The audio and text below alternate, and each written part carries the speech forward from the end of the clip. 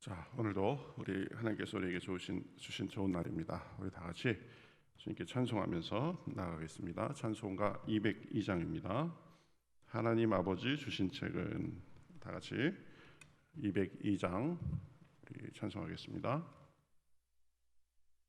202장입니다. 하나님 아버지 주신 책은 귀하고 중하신 말씀일세. 기쁘고 반가운 말씀 중에 날 사랑한단 말 참 좋도다. 주께서 나를 사랑하니 즐겁고도 즐겁도다. 주께서 나를 사랑하니 나는 참 기쁘다. 구속의 은혜를 저버리고 어긋난 딴 길로 가다가도 예수의 사랑만 생각하면 곧 다시 예수께 돌아오리. 주께서 나를 사랑하니 즐겁고도 즐겁도다. 주께서 나를 사랑하니 나는 참 기쁘다. 구속의 은혜를 저버리고 어긋난 딴 길로 가다가도 예수의 사랑만 생각하면 곧 다시 예수께 돌아오리. 주께서 나를 사랑하니 즐겁고도 주께서 나를 사랑하니 나는 참 기쁘다. 구주의 영광을 바라보며 예수의 이름을 찬양하리. 영원히 찬양할 나의 노래 예수의 이름이 귀하도다. 주께서 나를 사랑하니 즐겁고도 즐겁도다. 주께서 나를 사랑하니 나는 참 기쁘다. 주 예수 날 사랑하시오니 나 또한 예수를 사랑하네. 날 구원하시려 내려오사 십자가 위에서 죽으셨네. 주께서 나를 사랑하니 즐겁고도 즐겁도다. 주께서 나를 사랑하니 나는 참 기쁘다. 주 예수 날 사랑하시오니 마귀가 놀라서 물러가네. 주 나를 이렇게 사랑하니 그 사랑 어떻게 보답할까.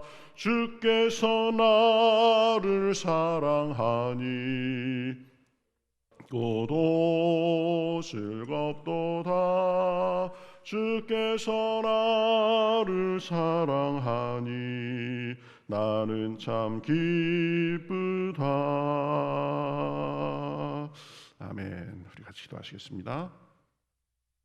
하나님 감사합니다. 간밤에도 지켜주시고 오늘도 새로운 호흡을 주시어서 이렇게 아침부터 나와 주님을 찬양하며 주님을 바라며 나아갑니다. 세상의 모든 사람들이 나를 몰라주고 외면한다 해도 주님께서 나를 사랑하시고 내 갈 길을 인도하심을 인하여 감사합니다. 우리가 늘 주님을 잊지 않고 주님을 우리 중심에 모시며 우리 삶의 걸음을 걸어가기에 부족함이 없도록 인도하여 주시옵소서. 우리가 썩어질 것, 영원하지 않은 것에 한눈 팔지 않도록 인도하시고 영원한 삶에 투자되며 또 우리를 영원히 사랑하시는 그 주님과 동행하는 삶이 있을 수 있도록 인도하여 주시옵소서. 오늘도 시종을 주님 앞에 맡깁니다. 말씀에 은혜 주시고 기도할 때에 확신 주셔서 성령의 충만함으로 오늘도 살기에 부족함이 없도록 인도하여 주시옵소서. 시종을 주님 앞에 맡기며 살아계신 예수님의 이름으로 기도하옵나이다. 아멘. 자, 우리 성경 말씀 사도행전 10장입니다. 사도행전 10장 23절부터 보겠습니다. 사도행전 10장 23절 중반전에 이튿날 일어나 이 부분부터 우리가 원래 23절부터 봐야 되는데 48절까지 봐야 되기 때문에 34절부터 48절까지 보겠습니다. 34절부터 48절까지 한 절씩 교독하겠습니다. 베드로가 입을 열어 말하되 내가 참으로 하나님은 사람의 외모를 보지 아니하시고 각 나라 중 하나님을 경외하며 의를 행하는 사람은 다 받으시는 줄 깨달았도다. 만유의 주 되신 예수 그리스도로 말미암아 화평의 복음을 전하사 이스라엘 자손들에게 보내신 말씀 곧 요한이 그 세례를 반포한 후에 갈릴리에서 시작하여 온 유대에 두루 전파된 그것을 너희도 알거니와 하나님이 나사렛 예수에게 성령과 능력을 기름 붓듯 하셨음에 그가 두루 다니시며 선한 일을 행하시고 마귀에게 눌린 모든 사람을 고치셨으니 이는 하나님이 함께 하셨음이라. 우리는 유대인의 땅과 예루살렘에서 그가 행하신 모든 일의 증인이라. 그를 그들이 나무에 달아 죽였으나 하나님이 사흘 만에 다시 살리사 나타내시되 모든 백성에게 하신 것이 아니요 오직 미리 택하신 증인 곧 죽은 자 가운데서 부활하신 후 그를 모시고 음식을 먹은 후 우리에게 하신 것이라. 우리에게 명하사 백성도 전도하되 하나님이 살아있는 자와 죽은 자의 재판장으로 정하신 자가 곧 이 사람인 것을 증언하게 하셨고 그에 대하여 모든 선지자도 등언하되 그를 믿는 사람들이 다 그의 이름을 힘입어 죄 사함을 받는다 하였느니라. 베드로가 이 말을 할 때에 성령이 말씀 듣는 모든 사람에게 내려오시니 베드로와 함께 온 할례 받은 신자들이 이방인들에게도 성령 부을 주심으로 말미암아 놀라니 이는 방언을 말하며 하나님 높임을 들음이로라. 이에 베드로가 이르되 이 사람들이 우리와 같이 성령을 받았으니 우리가 능히 물로 세례 베풀물 금하리요 하고 명하여 예수 그리스도의 이름으로 세례를 베풀라 하니라. 그들이 베드로에게 며칠 더 머물기를 청하니라. 아멘. 자, 오늘은 어제부터 쭉 보면 하나님께서 고넬료에게 천사를 보내셔가지고 이제 내 경건함과 내 하나님을 경외함이 하나님 앞에 상달됐다. 그래서 요빠라는 곳에 해변에 있는 그 무두장이 시몬의 집에 가면 베드로가 있을 텐데 베드로를 불러서 청해라 이렇게 말씀하시고 또 요빠에 있는 베드로에게는 이제 환상을 보여주시면서 그렇죠? 내 귀퉁이에 달아내린 그릇 같기도 하고 보자기 같기도 한 그 속에 온갖 동물들이 다 있는데 그것을 잡아먹어라 그래가면서 3번이나 그렇게 말씀하셔가지고 베드로가 이게 무슨 뜻인가 그러고 있는데 이제 그 고넬료가 보낸 사람들이 도착해가지고 이러저러해서 우리가 지금 이렇게 고넬료의 보냄을 받고 왔다.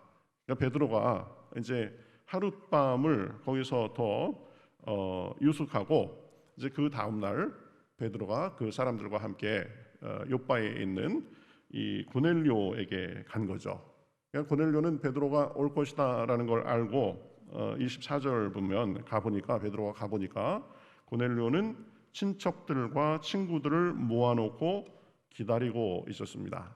그러니까 이 고넬료는 아주 참 사람이 반듯하고 굉장히 열심히 있는 사람이었죠. 자기뿐만 아니라 친척들과 친구들, 친한 친구들을 모아놓고, 그래서 아주 베드로가 오면 내가 베드로를 통해서 복음의 말씀을 듣고 굉장히 사모하고, 그래서 남뿐만 아니라 자기의 식구들, 그리고 식구들을 넘어서 친척들, 그리고 친구들까지 이 복음의 영향하에 좀 좋은 것을 경험하며 살도록 하겠다, 그런 마음이 있었겠죠. 그러니까 이 고넬료의 자세가 우리도 참 필요하다 이렇게 생각합니다. 뭐 다 사실은 하나님 앞에 개인이 믿는 거죠. 가족 단위로 구원받고 이런 건 아닙니다. 그리고 뭐 다 개인의 삶이 또 있죠. 그렇지만 우리 이 신앙의 문제에 대해서는 그렇게 쿨하게 생각할 것만은 아니다라는 거죠. 그렇죠? 네, 하나님을 믿고 믿지 않고가 영원한 삶을 결정합니다. 그리고 또 이 신앙생활을 했느냐 안 했느냐에 따라서 우리 심판이 완전히 결과가 달라질 것입니다. 뿐만 아니라 이 세상을 살면서도 이 참 험하고 풍파많은 이 세상에서 신앙생활을 하지 않고 우리가 살 수 있다? 온전하게 살 수 있다? 흔들리지 않고 살 수 있다? 제가 보기엔 불가능합니다. 불가능해요. 겉으로 아닌 척하고 살 수 있지만 속으로 만신창이가 된 채 살아가는 사람들, 살아가는 가족 생각보다 많습니다. 왜 그런가요? 이 세상에 여러 가지 뭐 대화도 많이 해야 되고 뭐 여러 가지가 있습니다. 그렇지만 궁극적으로는, 근본적으로는 복음을 통해서 그 사람이 속으로 치료를 받고 죄를 회개하고 또 이 마음속에 가지고 있는 상처나 이 약점이나 이런 것들을 다 해결받고 그렇게 살아야 된다라는 거죠.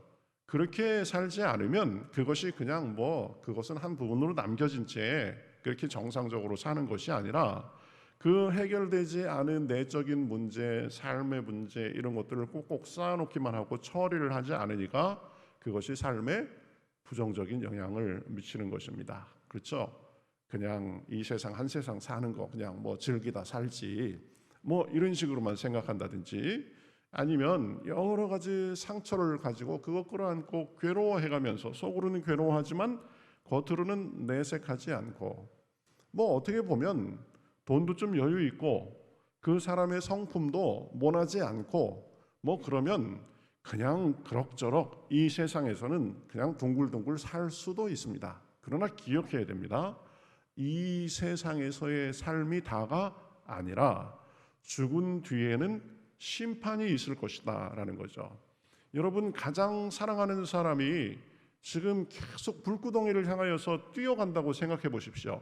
그거 소리 지르고 몸을 잡아당겨서라도 그거를 제지하지 않을 사람이 있습니까? 여러분, 그게 이 죽음을 향해서 우리가 가는 것도 그렇죠. 하나님을 믿지 않고 예수님을 믿지 않고 죽으면 지옥 불구덩이 속으로 떨어져 가는 것입니다. 그런데 서서히 갈 뿐이죠. 서서히. 그렇죠? 뭐 10년, 30년, 40년, 50년 걸려서 갈 뿐이지 결국에 예수님을 믿지 않으면 종착역은 결국은 사망이다. 영원한 불구덩이에서 고통당하는 거다.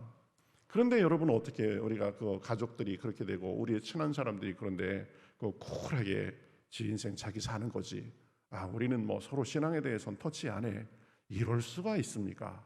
물론 서로에 대해서 존중하는 자세는 좋은 자세이지만 우리의 가족, 우리의 자녀, 우리의 친지, 우리가 정말 귀하게 여기는 친구들, 그 사람들에게 복음을 전하지 않을 수가 없다.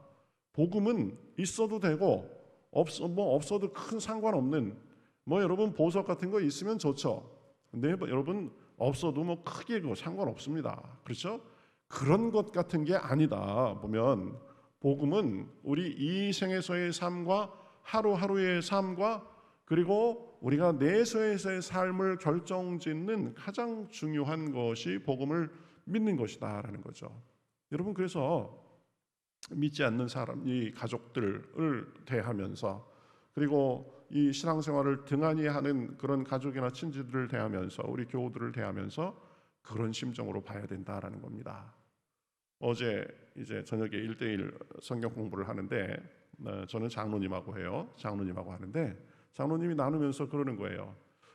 제가 뭐 대학교 때 그 이제 결혼하신 우리 분 이 아내들 분이 신앙생활을 먼저 해서 자연스럽게 그냥 따라다니다가 그렇게 이제 신앙에 열심히 내게 됐다라는 겁니다. 그래서 쭉 지금까지 한 30년 이상을 믿어왔는데 이렇게 생각해 보면 내가 만약에 신앙생활을 하지 않고 그냥 살아왔다면 내가 어떤 사람이 되고 어떻게 살았을까? 이거를 생각해 보면은요, 정신이 아찔하대요. 정신이 아찔하대요. 그 말이 딱 맞는 말이죠. 여러분, 신앙은 장식품이 아닙니다. 신앙은 그저 열심히 믿으면 그 좋은 거고, 안 그러면 좀 아쉽지만 뭐 괜찮은 거고, 이게 아니다. 사실은 우리의 순간순간의 삶, 우리의 영원한 삶, 그리고 우리의 삶의 질, 이것을 결정하는 중요한 것이다라는 거죠. 그러니까 이 고넬료는 그러한 부분에 대해서 본인뿐만 아니라 가족들, 그리고 친지들, 그리고 친척들, 친한 친구들을 모아놓고 베드로를 지금 맞이할 준비를 하고 있던 거죠.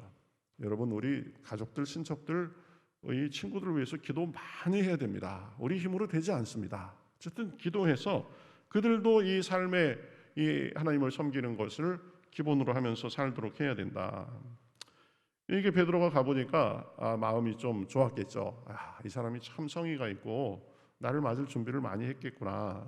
그래서 베드로가 가가지고 이제 사실은 유대인으로서 이방인하고 어울리는 것, 이방인의 집에 들어가거나 이방인하고 같이 식사하고 이런 것 잘못된 거다. 유대인의 법으로는 금한다. 왜냐하면 부정해진다라고 생각했기 때문입니다. 근데 하나님께서 내게 환상도 보여주고 내가 이 정하다고 한 것을 이 깨끗하다고 한 것을 속되다고 하지 말라. 그런 환상도 있고 해서 내가 여기까지 왔다. 그래가면서 이제 쭉 이 베드로가 보면 이렇게 왜 나를 불렀냐, 이제 용건이 뭐냐 이렇게 얘기하니까 고넬료가 이러저러해서 내가 구시기도를 하는데 하나님께서 이렇게 시켜가지고 베드로를 불러오라고 해가 내가 사람을 보내서 부른 것이다. 그래가면서 또 이렇게 뭐라고 얘기하냐면 이 33절 부분에 보면 이제 우리는 주께서 당신에게 명하신 모든 것을 듣고자 하여 다 하나님 앞에 있나이다. 이렇게 지금 아주 사람들을 모아놓고 마음의 자세도 그렇죠?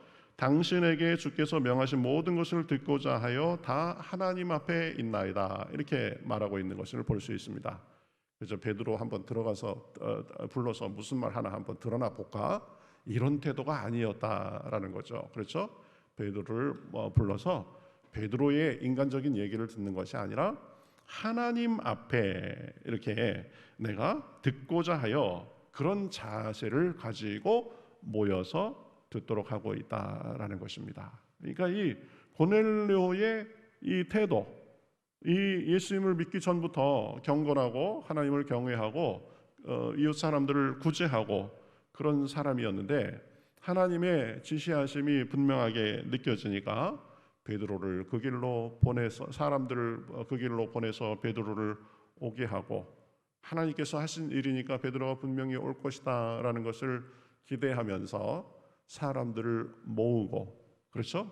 그리고 사람들 모아놓고 베드로가 그냥 인간적으로 어떤 얘기를 하나 한번 보자 그 정도가 아니라 보면은 참 좋은 태도와 자세를 가지고 주께서 당신에게 명하신 모든 것을 듣고자 하여 하나님 앞에 있나이다. 이런 태도를 가지고 이제 말씀을 듣게 됐다라는 것입니다.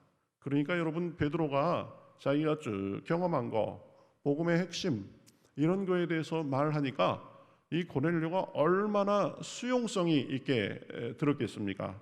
그러니까 하나님은 이 베드로가 이제 두 가지 중요한 말을 합니다. 하나님은 외모로 사람을 취하지 않으신다. 34절 하반절부터 보면 하나님은 그 사람의 외적인 조건을 보고 이 사람을 취하시는 분이 아니다.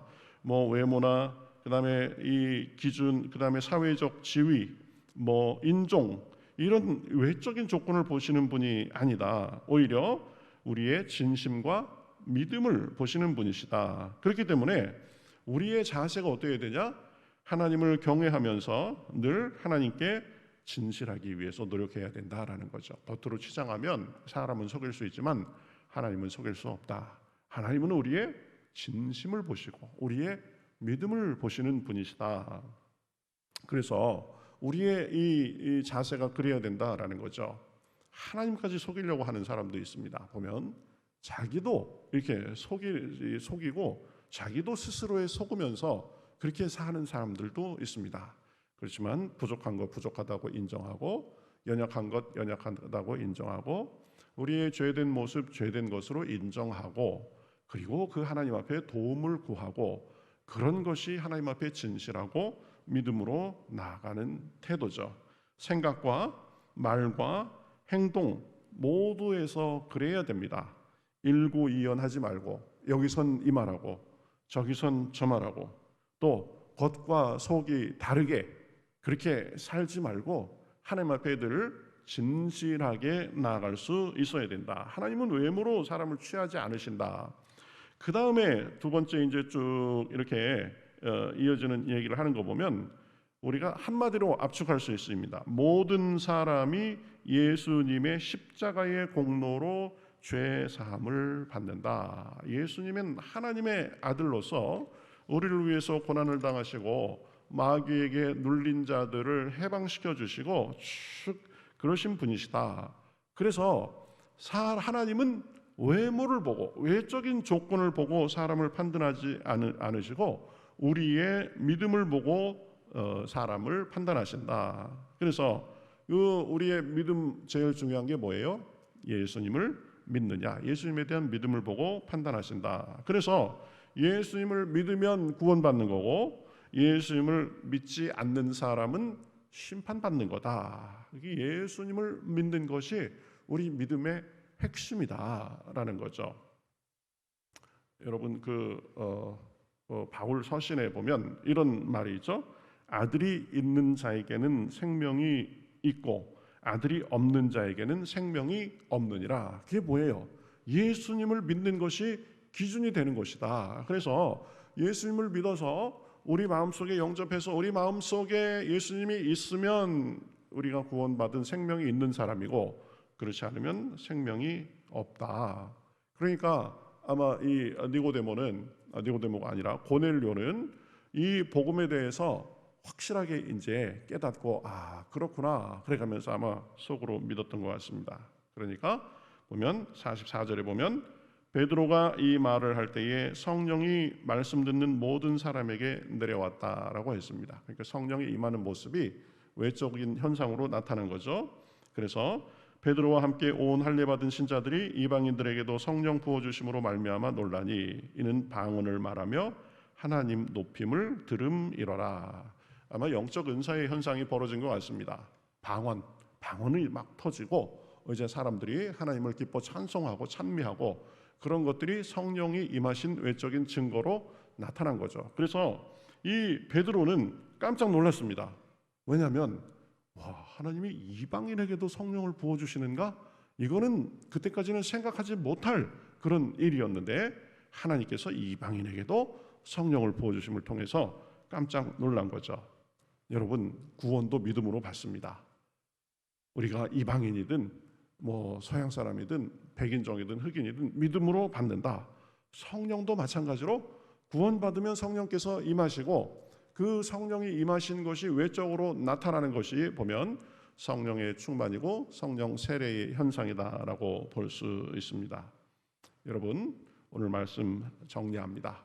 우리 고넬료 같이 여러분 하나님의 음성에 민감해서 정말 그 하나님의 말씀에 순종하고 그 말씀을 듣기 위해서 자기뿐만 아니라 우리 가족들, 친지들, 친척들, 친구들 그 사람들의 구원을 위해서 우리가 노력해야 된다. 그리고 복음에 대해서는 늘 열린 자세를 가지고 있어야 된다. 베드로를 청해놓고 어디 한번 하는 말이나 들어보자. 그게 아니라 사모하는 마음으로 하나님을 대하는 마음으로 준비하고 그렇게 복음에 대해서 받아들였다. 그러니까 이 고넬료의 집안에 모인 사람들이 다 말씀을 듣고 성령을 받고 그래가지고 이 사람들이 성령 받은 걸 보니까 이 구원받은 게 틀림없다. 그래가지고 그 자리에서 세례도 베풀도록 하고 그러죠. 여러분, 하나님은 사람을 외모로 취하지 않으신다. 그래서 늘 진실되게 살고 부족함을 고백하고 주님께 의지하며 살아야 된다. 주님께 숨기려 하는 사람이 제일 어리석은 사람이다. 구원도 예수 그리스도를 믿음으로 받는다. 성령도 믿음으로 받습니다.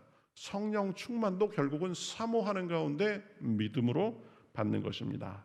우리 주님을 믿음으로 우리가 구원받은 백성으로 사는 것에 대해서 감사하고 믿음으로 성령의 충만함을 받아서 오늘도 동행하면서 능력의 삶을 사시는 저와 여러분이 되시기를 주님의 이름으로 축복합니다. 구원은 한 번 받는 거죠. 구원은 우리의 신분이 바뀌는 겁니다. 그렇지만 성령 충만은 순간순간마다 매일매일마다 받아야 됩니다. 어제 밥 먹었다고 어제 너무 배부르게 먹어서 오늘 밥 안 먹어도 되는 사람 없죠. 어제 내가 목욕 깨끗하게 했으니까 오늘은 세수도 안 해도 돼, 이런 사람 없죠. 매일매일마다 씻고 세수하고 그러는 겁니다. 성령 충만이 그거하고 비슷한 겁니다. 어제 받은 성령 충만으로 어제 하루 살았으면 오늘도 하루를 살아갈 충만함을 부어주시옵소서. 그래서 우리의 영적 수위를 항상 높은 수준으로 유지해야 된다. 그렇죠? 밑으로 내려가면 기도를 통해서 끌어올리고 그렇게 해야 된다. 오늘도 기도하는 중에 하나님께서 우리의 믿음과 성령의 충만을 한량없이 높은 수준으로 그렇게 유지해 주실 줄 믿습니다. 하나님은 좋으신 하나님, 능력을 주시는 하나님, 그 하나님께 기도하는 가운데 오늘도 충만한 그런 시간, 충만한 하루가 되시기를 바라겠습니다. 찬송가 302장 우리 같이 찬송하겠습니다. 내 주 하나님 넓고 큰 은혜는 302장.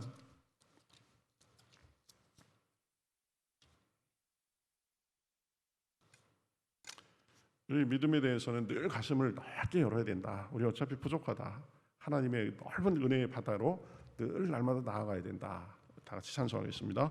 내 주 하나님 넓고 큰 은혜는 저 큰 바다보다 깊다. 너 곧 닷줄을 끌러 깊은 데로 저 한가운데 가보라. 언덕을 떠나서 장파에 배 띄워 내 주 예수 은혜의 바다로 내 맘껏 져가라.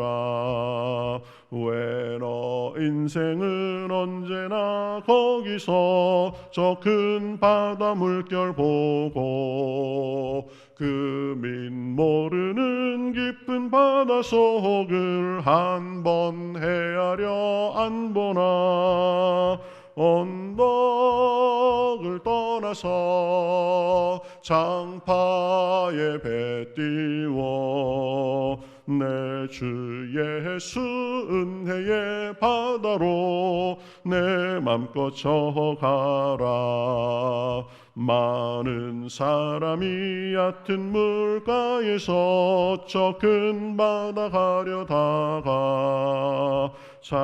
찰싹거리는 작은 파도 보고 마음 약하여 못 가네. 언덕을 떠나서 장파에 배 띄워 내 주 예수 은혜의 바다로 가라.